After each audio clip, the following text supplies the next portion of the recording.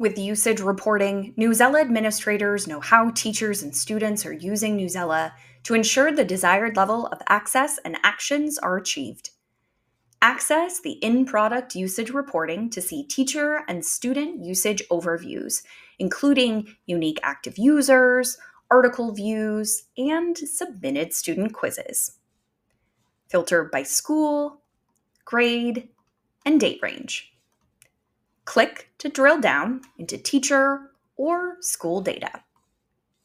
View school or user details along with content views, assignments created, prints, and more.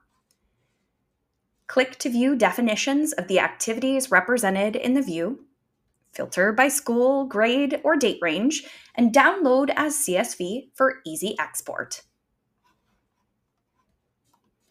Multiple ESSA Tier 2 studies have shown that Newsela use leads to accelerated learning and achievement gains in ELA and social studies.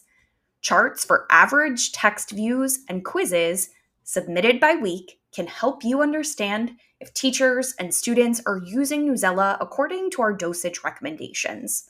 Hover over any point in the efficacy chart to reveal the specific data for that week. Consult your usage reports to ensure your school or district is using Newsela with frequency for maximum impact on students.